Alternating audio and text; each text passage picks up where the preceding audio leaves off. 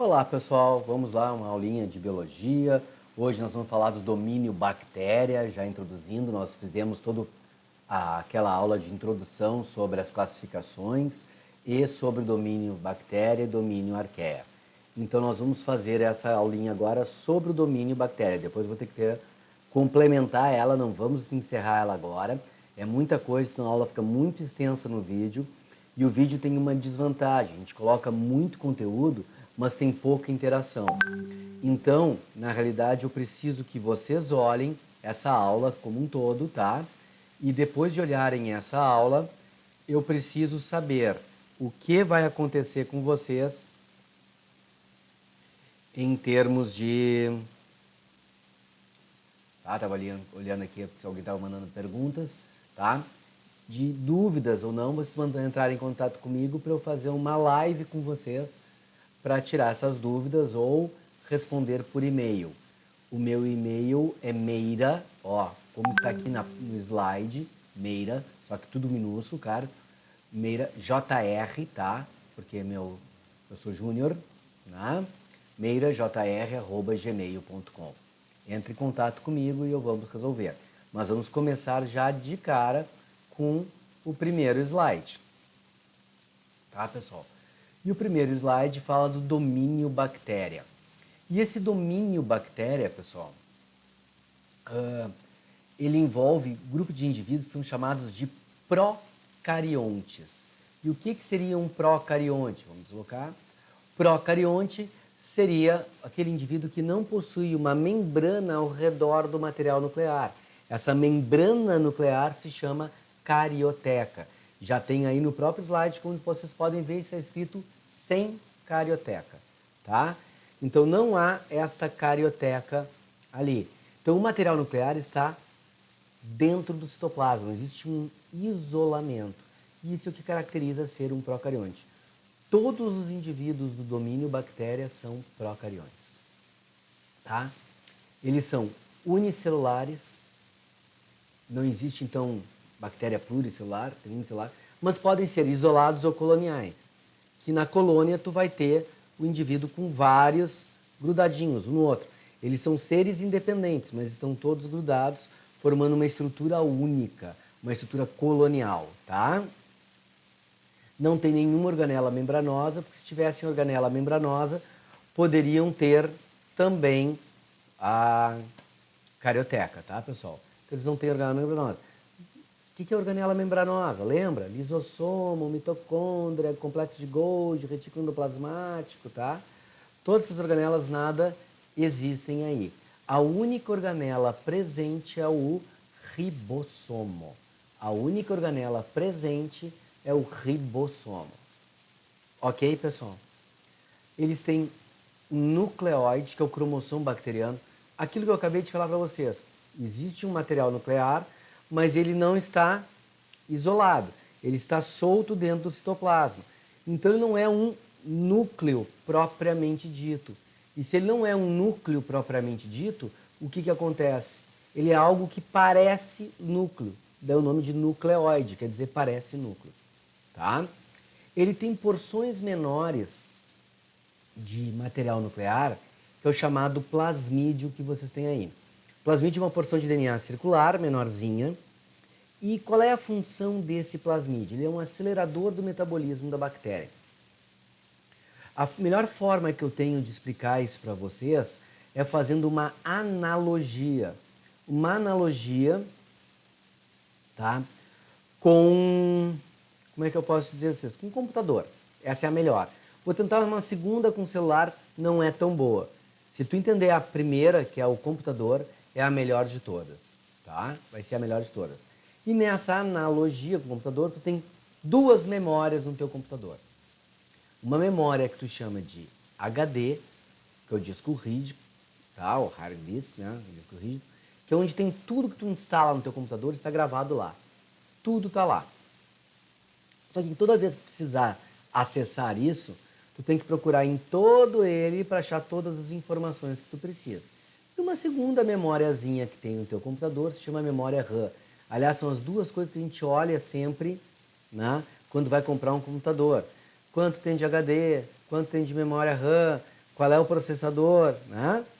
São as informações que a gente tem que ter. Então, pessoal, o que vai acontecer aqui que é importante? Tá? Esse plasmídio é para agilizar. A memória RAM do computador é para agilizar também. Então, por exemplo, se tu vai usar um programa lá, vou usar um que vocês conhecem, o Word. Tu clica para abrir o Word no ícone, né, no atalho, ele vai abrir, ele fica carregando. E aí se carregando? Na realidade, ele está buscando as informações dentro do HD e jogando para dentro da memória RAM. E quando ele joga para dentro da memória RAM, ele vai ter todas as informações que precisa ali na memória RAM. Ele não precisa mais procurar no HD, irá lá procurar no HD. Ele vai aqui, na RAM. O uso mais rápido, mais direto, menos informações. Então ele não tem que passar por um monte de informações até achar o que ele precisa. Ele vai direto aqui. Se o teu Word está demorando demais, por quê? Porque a tua memória RAM é curta, é pequena. Então põe um pouquinho, aí depois ele tem que procurar no HD para achar a informação. Se é uma memória RAM um pouquinho maior, tu joga tudo aqui e tu esquece o HD, tu fica trabalhando só aqui. Tá? Agiliza. Se tu não conseguiu entender com este meu exemplo de funcionalidade do plasmídio, tu tem a memória do teu celular. Tu tem lá 38 mil contatos. Se tu tiver que cada vez procurar os teus contatos na listagem inteira, é muito demorado. Mas, se tu põe algumas pessoas nos teus favoritos, quando tu quer, tu olha só direto no favorito, não procura no todo. Tu procura só dentro dos favoritos e tu liga de forma mais rápida. Essa é a ideia. Então, aquilo que a bactéria tem que produzir muito, muito, em grande quantidade, precisa essa informação muitas vezes, ela coloca dentro do plasmídio. Ela não tem que ler o cromossomo principal, e aí no plasmídio ela tem essa informação de forma mais rápida, tá? E melhor, mais eficiente. O mesossoma é uma invaginação, tá? Uma invaginação da membrana. E essa invaginação da membrana serve para aumentar a superfície para a absorção do oxigênio. Então, quando quer absorver oxigênio, essa superfície é melhor, maior para absorver. Tá? E também serve como orientação para o processo de divisão celular. Parede celular. Ao redor da célula bacteriana, existe um envoltório, que eu posso chamar de envoltório celular ou de parede celular. Essa parede celular não é exatamente igual à parede celular do vegetal, da célula vegetal. Mas a função básica é a mesma. Tá? Ela forma aquela estrutura, impede que não vai explodir, toda aquela estrutura. A função básica é a mesma. Mas a composição é diferente. Essa parede celular ela é feita de peptídeo-glicano. E peptídeo-glicano, para quem não sabe, é um açúcar ligado a uma proteína.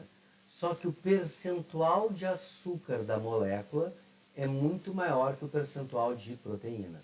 Por isso que é peptídeo-glicano. Peptídeo referente à proteína, glicano referente ao açúcar, glicose, né? Então o percentual de açúcar é maior, tá? E algumas além, ouviram bem? Além do peptídeo-glicano, formam uma camada lipídica por fora.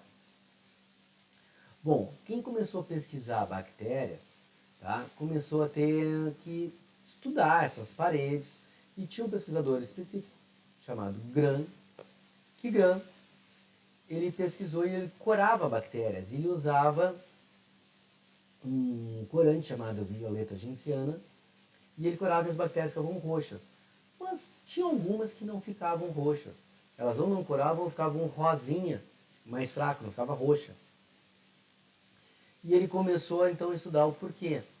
E aí viu que as que tinham a camada de lipídio por fora não coravam de roxo. Elas ficavam rosinhas ou quase sem cor. E o peptídeo-glicano, que tinham só peptídeo-glicano, ficavam bem roxas.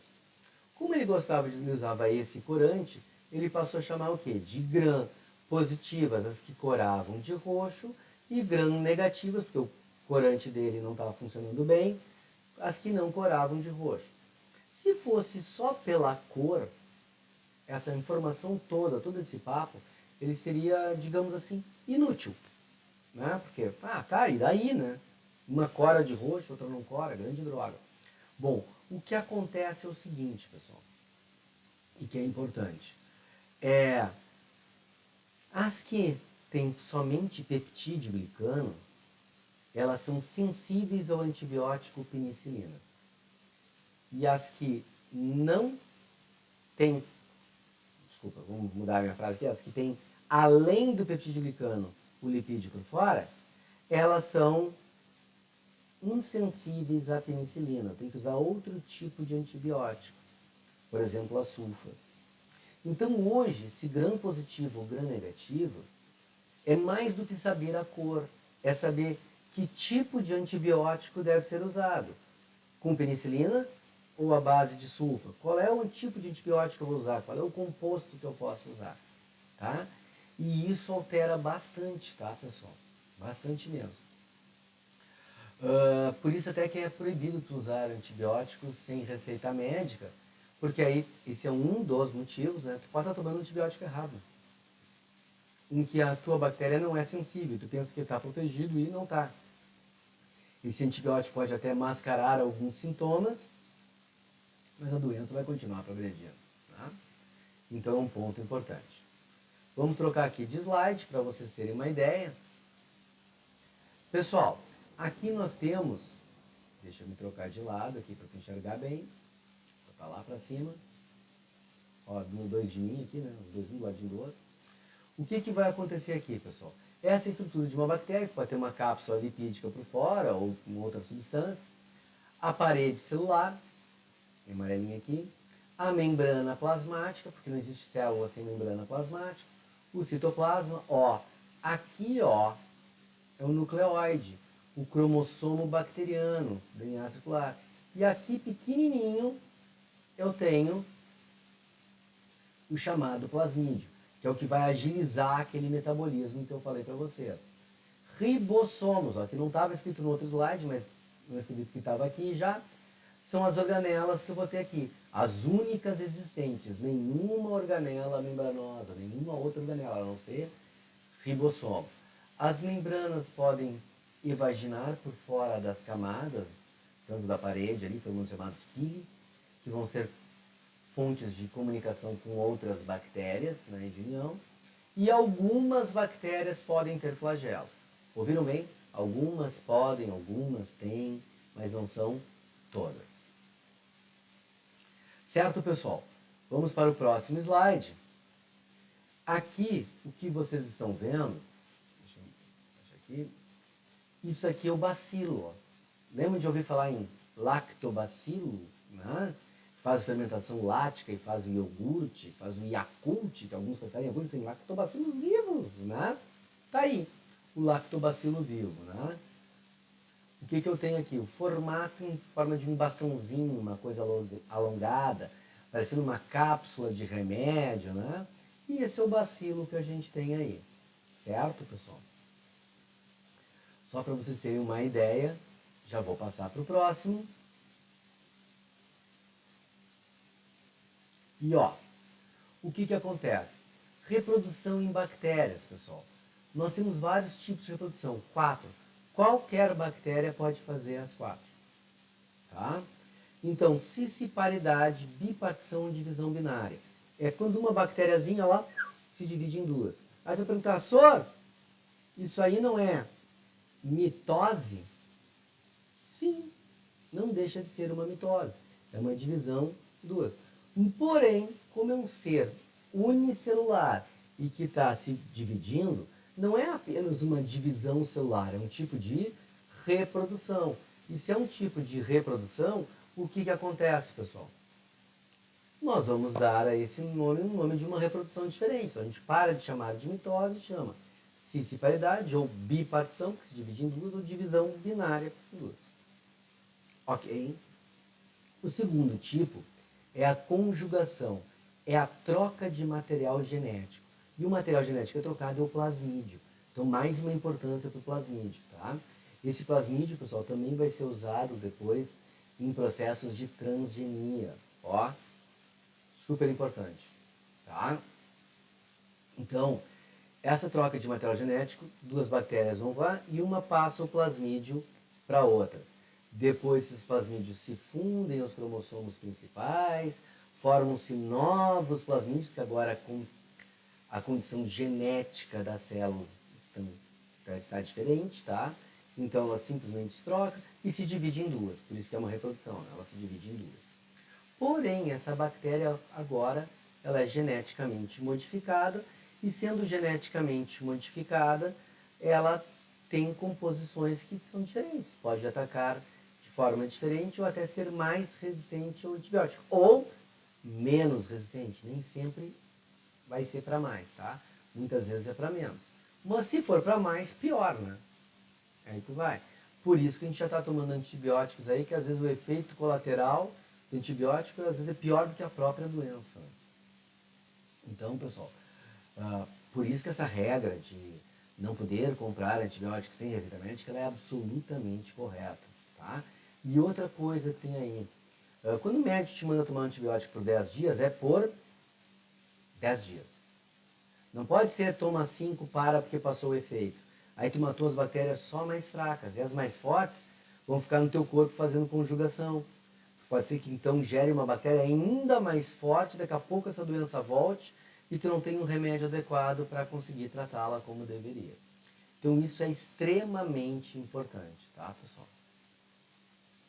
Transformação. Quando uma bactéria está morrendo, está liberando seu DNA, e esse DNA está sendo incorporado pela outra. E essa vai se dividir por 2 de novo. Sempre no final, pessoal, as bactérias se dividem em 2, formando novas. Por isso que é uma reprodução, tá? Sempre se divide no final em 2. Mas o que vai acontecer aqui? Simplesmente ela incorpora aquele material genético, fica diferente, que pode ser de um gene mais resistente, por exemplo, que vai dar resistência para ela, combinado com o que ela já tem, ou não, tá? Não estou dizendo que sempre será, estou dizendo que pode ou não, mas pode. E não convém, então, arriscar isso, e ela pode incorporar e formar novas bactérias assim. E a transdução é muito similar à transformação, com uma pequena diferença. O material genético é introduzido por um vírus. O vírus vai introduzir o material genético de outra bactéria ou até mesmo o próprio dele. Estudando esse tipo de reprodução, se descobriu que algumas bactérias têm umas enzimas que cortam o DNA do vírus, cortam os DNAs que estão entrando. E essas enzimas que cortam os DNAs são chamadas enzimas de restrição. Elas cortam o DNA em pontos específicos. Cada enzima corta num ponto. Tá? E essas enzimas, mais tarde, a gente vai usar para o processo de transgenia. Então, quando se for falar em transgenia, eu vou falar dessa enzima aí de restrição que foi usada numa bactéria. E ela vai cortar aquele DNA, ela incorpora aquele DNA e agora é uma outra bactéria. Uma bactéria diferente. Fechou, pessoal? Ótimo. Lembrando a vocês, se tiverem dúvidas, nós temos que marcar, né, uma forma de tirar essas dúvidas, já que a gente está nesse momento sem poder se ver, né, infelizmente, porque eu acho muito ruim eu dar aula olhando para uma câmera, não consigo, me dá dor no pescoço, tá? E não tenho a carinha de vocês, né? E quando eu olho a carinha de vocês, eu já consigo saber se vocês estão entendendo, não estão entendendo. Alguns vão me perguntar mais, outros vão perguntar menos, mas eu consigo interagir com vocês. E é muito melhor essa interação, tá? Infelizmente, né, algumas coisas eu não consigo fazer aqui pelo vídeo. Certo, pessoal? Tranquilinho? Mesmo? Maravilha. Bom, o que mais que eu preciso aqui para vocês agora? Vamos passar o slidezinho.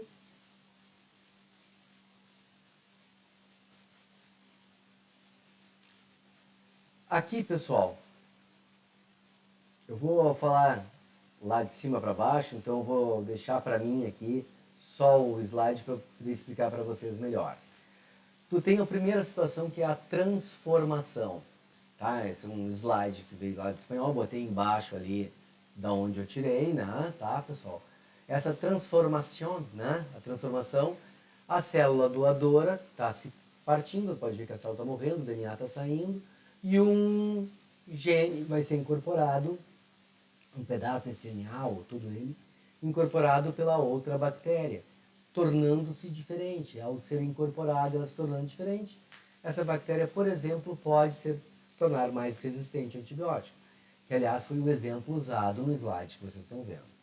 A transdução, o vírus sai da bactéria e ataca a outra, introduzindo um DNA, e aí de novo a bactéria receptora começa a ter a incorporação desse DNA. E na conjugação, o slide mostra para vocês mandando o plasmídio inteiro. Na realidade, o que esse desenho não mostra é que esse plasmídio vai se fundir com o DNA principal e vai se formar um novo plasmídio. Certo, pessoal? Bom, então vou passar já no próximo slide. E aí, vou me colocar lá em cima no cantinho, que eu não atrapalhe com o slide.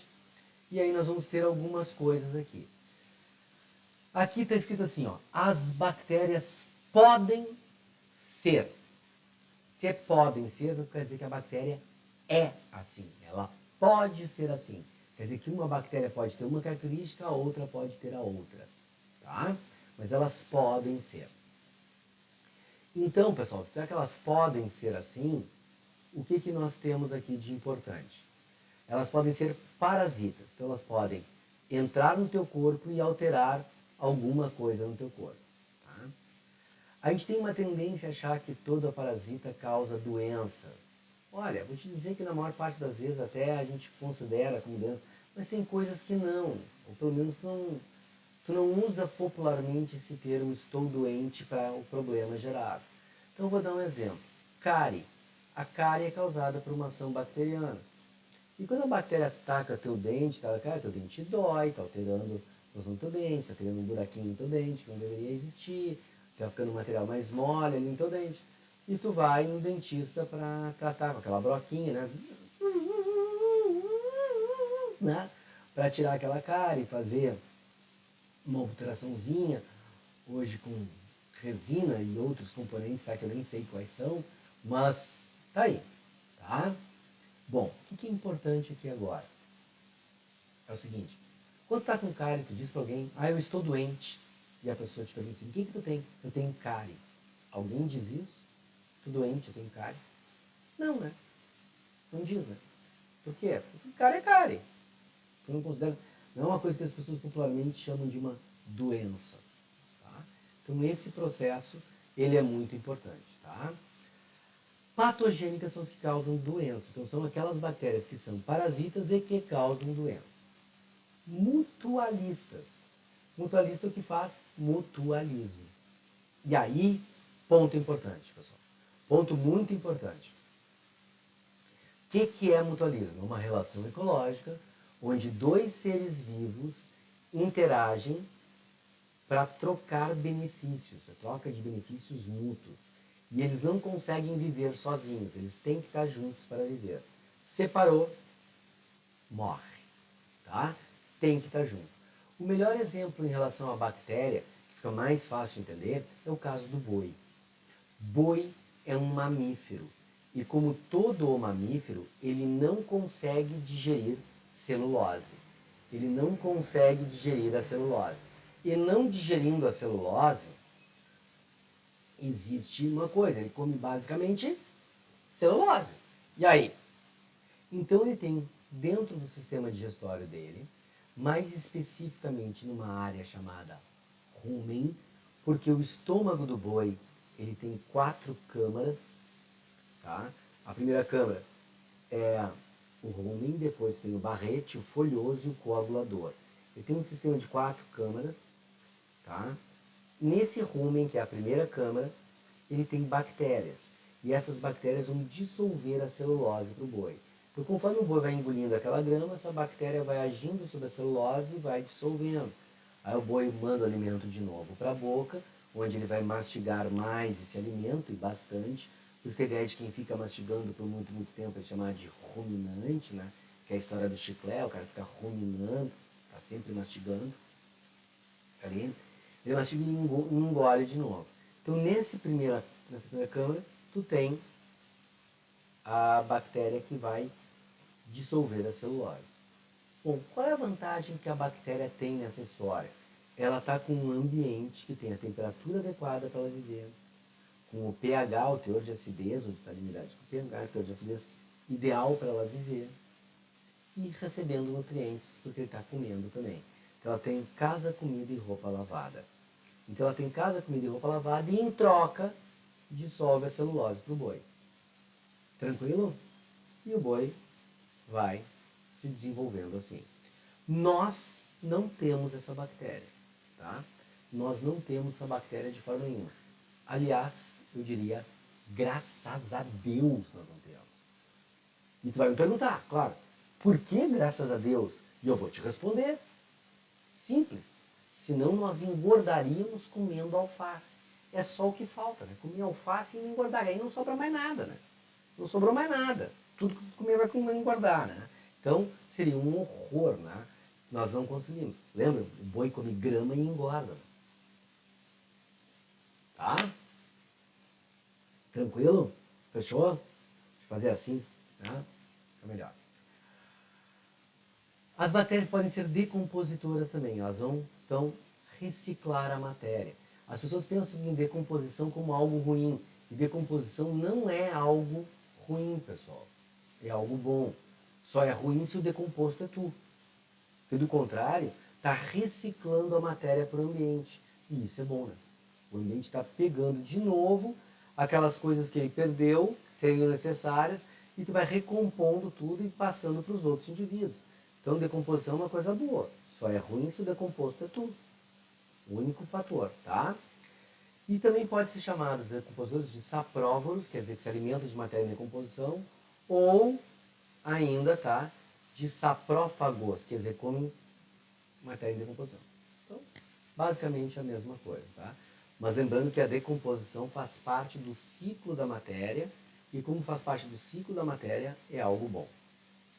Algumas bactérias são autótrofas. Elas produzem o próprio alimento. E se elas produzem o próprio alimento, elas não têm que fazer digestão, né? Ela está produzindo o que precisa. Só que tem dois tipos de indivíduos autótrofos, pessoal. Sempre que a gente fala num ser autotrófico, as pessoas pensam em quê? Em fotossíntese. Ah, é fotossíntese, tá ali. Não, pessoal. Tem também a quimiossíntese. Fotossíntese é autótrofo? Sim, é. Mas quimiosintetizante também é autótrofo. E o que é a quimiossíntese, pessoal? A quimiossíntese é nada mais nada menos que um processo, digamos assim, não vou dizer igual porque não é igual, mas é semelhante ao da fotossíntese, ao processo de construção, só que ao invés de usar a luz como parâmetro, está usando uma outra reação química. Importante. Certo, pessoal? Tranquilo? Maravilha. As que são quimiosintetizantes podem usar dois elementos. Isso é mais, mas os dois são os mais frequentes. Enxofre e nitrogênio. As que usam enxofre, vocês lembram que o símbolo do enxofre na tabela periódica é um S, né? É de sulfur. Então, são as chamadas sulfobactérias. Lembra? Ácido sulfúrico tem enxofre. Então, as sulfobactérias são as que usam enxofre. E as nitrobactérias, que é o nitrogênio, né? Usam esse nitrogênio para compor. Então, vão ter um conjunto de reações que vão absorver essas substâncias e que vai desencadear a produção de glicose para eles. Então, na quimiossíntese gera glicose, certo? As fotossintetizantes, bactérias fotossintetizantes, elas vão usar um processo diferente. Primeiro, elas vão ter uma coisa chamada bacterioclorofila. E o que seria essa bacterioclorofila, pessoal? É uma molécula de clorofila igual a qualquer outra, tá? Porém, essa bactéria de clorofila, ela precisa, essa bactéria clorofila, ela é um isômero da clorofila normal. Quando tu estuda os vegetais da fotossíntese, você vai ver que tem clorofila A, clorofila B. Quando a gente estudar a protista, vai ter clorofila C, clorofila D. Tem 4 moléculas diferentes de clorofila para indivíduos eucariontes. E um quinto para o procarionte, que é a bactéria. Que é a bactéria, como é da bactéria, bacterioclorofila, tá? E isso faz ela usar coisas diferentes. Ela não usa água como reagente, porque a planta absorve água, luz e água para fazer o processo de fotossíntese. Ela absorve ácido sulfídrico, ou se tu preferir, sulfeto de hidrogênio. tá? Tranquilo? Então já é diferente. Outra coisa, na fotossíntese normal, a planta libera oxigênio para o ambiente. Aqui não. Por quê? Porque o oxigênio da planta, ele provém da quebra da molécula da água. A gente tira o oxigênio da molécula da água, chamada fotólise da água. Aqui não. Vai ser tirado do quê? Da molécula de sulfeto de hidrogênio. Então vai tirar enxofre, vai liberar enxofre, não oxigênio. Tá? E a luz utilizada é o infravermelho. Então não é luz espectro visível para nós. Nós não enxergamos o infravermelho. Então nós não enxergamos, então para nós não é visível. Mas ela consegue absorver esse infravermelho. Fechou até aí, pessoal? Tranquilinho? Mesmo? Ótimo, perfeito. Então, o que mais que uma bactéria pode ser? Elas podem ser fixadoras do nitrogênio. O que quer dizer fixador do nitrogênio? O nitrogênio é o gás mais abundante da nossa atmosfera. 78% é nitrogênio. E os seres vivos, de forma geral, não conseguem absorvê-lo e utilizá-lo. Nós precisaríamos de nitrogênio para formar DNA, RNA, proteína, aminoácido, uma série de substâncias. E não vamos conseguir, porque entra aí, sai, ele é um gás inerte no nosso corpo, a gente não consegue usar. Mas algumas bactérias, de forma geral, conseguem utilizá-lo. Então essas bactérias vão transformar o nitrogênio em amônia. Se essa bactéria estiver no solo, amônia, em contato com a água do solo, vai formar o amônio, e o amônio pode ser absorvido pelas plantas perfeitamente, tá? E algumas dessas bactérias, que é o exemplo que eu botei para vocês aí, o Rhizobium, ela faz um mutualismo também. Ela se associa a raízes de plantas chamadas de leguminosas. Plantas leguminosas são plantas que formam legumes. E tu vai me perguntar, o que é um legume? E eu vou transferir a pergunta para ti. O que é um legume? Aí tu vai me responder, a batata, a cenoura. Não, pessoal. Legume é um tipo de fruto. Legume é o fruto do tipo vagem. Legume é o fruto do tipo vagem. Se não for uma vagem, não é um legume. Tá? Se não for uma vagem, não é um legume. Então, feijão é uma leguminosa porque ele forma vagem. Amendoim, lentilha, soja, ervilha, tá? Formou vagem, tá? Uma leguminosa. E a vagem é o legume. Portanto, tu nunca comeste uma sopa de legumes. Porque tu nunca comeste uma sopa feita com vagens. Tu comeu sopa de vegetais. O caldo, aquele que tu coloca lá no risoto, não é um caldo de legumes. Ele é um caldo de vegetais. Tá? Tranquilo? Sem problema? Então, essa é a ideiazinha importante para nós. Deixa eu colocar aqui. Tá? É importante para nós. Essa bactériazinha fica na raiz, a planta fornece nutrientes, ela fornece o nitrogênio para a planta. Perfeito, mutualismo. Tá? E existem um grupo de bactérias que são nitrificantes. Essas nitrificantes vão transformar essa amônia em nitrato. Na realidade, isso é feito em duas etapas. Primeiro eu transformo a amônia em nitrito, depois o nitrito em nitrato. Todo esse processo é chamado de nitrificação. Transformar da amônia até o nitrato é nitrificação. Tudo bem? No próximo slide eu vou mostrar uma coisinha a mais para vocês, para não ter problema. E existem as desnitrificantes, que são as que vão pegar a amônia e o nitrato formado, amônia e nitrato, principalmente nitrato, e vão transformar de novo em nitrogênio. E isso tu estuda em ecologia com o nome de ciclo do nitrogênio. Ciclos biogeoquímicos, ciclo do nitrogênio. Por quê? Porque se eu tiro do ar, eu tenho que devolver para o ar. A matéria é cíclica. Nada se cria, nada se perde, tudo se transforma. Churrasco de hoje, carreteiro de amanhã, bolinho de depois. Tá? Tranquilo, pessoal? No próximo slide, nós vamos ter a situação importante para ti aqui e agora, tá? Que é o seguinte, ó. Fixação biológica. Tá aqui o nome da bactéria, Rhizobium. O nitrogênio vai ser transformado em amônia. Nitrosação. Transforma amônia em nitrito. Lembra que eu disse antes, no slide anterior, que a nitrificação era em duas partes? O primeiro transformava amônia em nitrito, depois o nitrito em nitrato. Então, essa primeira etapa, amônia em nitrito, é nitrosação, porque o nitrito ele é um óxido nitroso. E como eu vou formar o óxido nitroso, é a nitrosação. Tem sentido? Tem, né? Nitroso, nitrosação. Tranquilo? Sem problemas? Essa é a primeira etapa. E eu tenho um nomezinho aqui no slide, como pode ver, que são nitrosomonas. É o nome das bactérias que fazem isso. Então, as nitrosomonas são as bactérias que estão no solo e que vão transformar amônia em óxido nitroso ou nitrito. Tá? A segunda parte, que é transformar nitrito em nitrato, é feito pelas bactérias Nitrobacter, e aí é chamado de nitratação, porque o nitrito está formando nitrato. Então, nitratação, está formando nitrato. E aí fecha.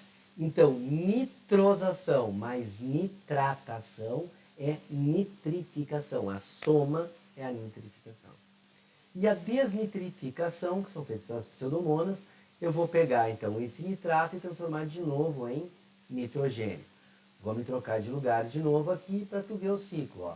O nitrogênio é absorvido pelas bactérias que estão nas raízes e as que estão no solo. Com a água do solo forma amônio. Né? Aí as plantas podem absorver. As bactérias decompositoras vão quebrar o nitrogênio que tem aqui nas proteínas, DNA e RNA, formando amônia, que vai formar o amônio aqui de novo. Aí as bactérias nitrificantes vão fazer o quê? Formar o nitrito, depois o nitrito em nitrato. Então, bactérias nitrificantes. Mas as primeiras nitrosomonas, depois as segundas aqui, os nitrobacter. E aí as plantas absorvem nitrato e faz um pequeno ciclo aqui. Na excreta dos animais, na decomposição dos animais, né? Tu vai ter o amônio formado e aqui nitrato, um pequeno ciclo aqui, certo? E esse nitrato depois vai ser decomposto e sendo transformado de novo em nitrogênio atmosférico. Está aqui o famoso ciclo do nitrogênio. Ok, pessoal? Algum problema até aí? Não? Maravilha! Respiração de bactérias. As respirações, ela pode ser aeróbia, são as que usam oxigênio. Aeróbia, usa oxigênio. Tá? Funcionam como uma mitocôndria. Aliás, pessoal, a teoria da origem da mitocôndria, a primeira mitocôndria que surgiu numa célula, em teoria, era uma bactéria. Então, essa bactéria englobou essa célula e ao englobar a célula, a célula englobou essa bactéria e essa bactéria ficou presa numa bolsinha de membrana lá dentro. Só que ao invés da célula digerir, ela começou a produzir energia para a célula. Isso era bom para a célula. Então a célula ia botando nutrientes lá para dentro. Para quê? Para que ela pudesse produzir essa energia. Então começou a haver uma simbiose, uma troca de benefícios. Isso se chama teoria endossimbionte. Nessa teoria endossimbionte, bactérias mitocôndrias e cloroplastos eram bactérias que foram englobadas e fizeram trocas de benefícios. Tanto se tu analisar a estrutura de uma mitocôndria, para quem não lembra, ela tem uma dupla unidade de membrana. Então tu vai ter o englobamento da célula pela bactéria, englobamento da bactéria pela célula, então ficaria a membrana da célula e a membrana da bactéria por dentro, dupla unidade de membrana, o mesmo para o cloroplasto, dupla unidade de membrana. Toda mitocôndria tem DNA próprio, ribossomo próprio e tem seu metabolismo próprio. A bactéria tem seu metabolismo próprio. Então, isso fecha com as ideias, tá? De que o primeiro cloroplasto da face da Terra, a primeira mitocôndria, na realidade eram bactérias. hoje são chamados de organelas celulares. Hoje são organelas celulares. Mas no passado foram, tá, bactérias. Tranquilo? Isso é tão aceito no mundo, tão famoso, que faz parte até da saga Star Wars. Na saga Star Wars 1, Ameaça Fantasma, tá? Quando o Anakin Skywalker ainda é criança, o Jedi Qui-Gon Jinn começa a notar que a força é muito grande nele e tira o sangue dele para examinar. E diz que ele tinha mais de 20 mil midi-chlorians. Tá? E aí o Anakin pergunta para ele, o que são midi-chlorians? E eles são seres simbiontes que nos dão a força. Midi, de mitocôndria, chlorians, de cloroplasto, que nos dão a força, energia e glicose. Tá, pessoal? Biologia também é cultura. Tá? Tranquilo, pessoal? E a respiração anaeróbia, que é a que não usa o oxigênio, vai fazer uma fermentação, um processo de fermentação. Certo? Nesse processo de fermentação, nós temos as bactérias que são chamadas de anaeróbias obrigatórias. São aquelas que morrem na presença do oxigênio. Elas vão morrer na presença do oxigênio. Não sei se vocês lembram quando vocês eram menorzinhos, tá? Do meu tamanho, e você se machucava, a mãe vinha correndo e botava água oxigenada nas feridas. Qual era a ideia? A bactéria do tétano, Clostridium tetani, ela é uma bactéria que é anaeróbia obrigatória. Então, se tu tiver oxigênio, ela vai morrer. Tá? Por isso que as nossas bandagens que envolvem os ferimentos, elas têm que ser abertas, porosas, para permitir a entrada do ar, não pode abafar. Tá? E aí, então, não gera o problema da formação do tétano. Tranquilo? Pessoal, claro, para ser claro, aquela água oxigenada ali não adianta de nada, porque o oxigênio se desprende na hora ali, e a bactéria, quando tu te contaminou, ela está na forma de espora. Se só isso fosse suficiente, não teria como tu te contaminar com ela, porque ela estaria morta no ambiente, porque no ambiente tem oxigênio. Ela está na forma de esporos, e quando o teu tecido começar a se fechar ali, ela já não vai ter mais contato com o oxigênio, e não tendo contato com o oxigênio, ela vai, então, se procriar ali e gerar para ti uma doença chamada tétano, que é muito perigosa. Tá? E as facultativas, vou me trocar de lugar aqui de novo. As facultativas são as que tanto podem fazer respiração aeróbia quanto anaeróbia. Ou seja, tem oxigênio, ela vai fazer aeróbia. Por quê? Porque uma respiração aeróbia, ela produz uma quantidade de energia muito maior que uma anaeróbia. Mas na falta do oxigênio, ela faz anaeróbia para não morrer. Então é a bactéria mais bem adaptada a todas as situações. Ela é tanto aeróbia quanto anaeróbia. Certo? Fechou? Ótimo, pessoal. Isso para respiração. Eu vou passar aqui para o nosso próximo slidezinho. E eu tenho aqui, ó, os tipos de bactérias. Esses tipos de bactérias, pessoal, vou tentar me colocar bem no canto aqui, onde eu atrapalhe menos, aqui em cima, tá? Esse tipo de tipos de bactérias são formatos deles. Aqui é muito comum as pessoas fazerem uma confusão, tá? De achar que tipo de bactéria, né, a forma de bactéria tem a ver com potência dela. O formato dela não estabelece potência. O que estabelece a potência é a carga genética dessa bactéria e não o formato dela. Tá? Então, coco é o formato para a bactéria esférica. Se for um diplococo, é porque tem duas. Streptococcus vai formar um colar, um filamento cheio de bactérias redondas. Né? O Staphylococcus é o que vai formar um cacho de uva, como se fosse um cacho de uva. Tétrades, como é tetra, são 4. Mas elas têm que estar formando uma superfície, como se quisesse formar um quadrado feito de bolinhas. E a sarcina é quando forma 8. Como se estivesse querendo formar um cubo de bactérias. Tá? Um cubo com bactérias. Tá legal até aí, pessoal? Sem problemas? Ótimo. Só para ter uma ideia, um diplococcus pode ser uma pneumonia, pode ser uma DST, uma gonorreia ou pode ser uma meningite. Streptococcus pode ser uma infecção de garganta, pode ser uma infecção de ouvido ou uma infecção hospitalar. O mesmo Staphylococcus. Tétrade eu não lembro de nenhuma doença conhecida com a tétrade. Mas sarcina tem uma que ela causa a morte do tecido muscular. Ela ataca o tecido muscular e destrói o tecido muscular. Até alguns anos atrás deu um surto, um pequeno surto, nada a ver com o que temos hoje, né? Hoje uma pandemia, né? Um pequeno surto, tá? E é de um vírus, não de uma bactéria. Um pequeno surto dessa bactéria que estava destruindo o tecido muscular em Londres. Tá? E é daí até que saiu uma piadinha biológica. Aliás, né, pessoal, você sabe que nada pior que uma piada biológica. Eu até vou falar porque vocês sabem que essas piadinhas existem. Mas, por favor, não reproduzam isso, tá? Não faça isso em casa, tá? É aquele conselho que a gente dá. E como essa bactéria estava destruindo o tecido muscular e coração o tecido muscular, as pessoas estavam morrendo. E é uma bactéria do tipo sarcina. Então, eles disseram que é uma bactéria assarsina. Viu?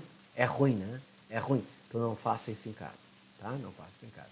Nós temos os bacilos em forma de bastãozinho, que tu já viu a foto.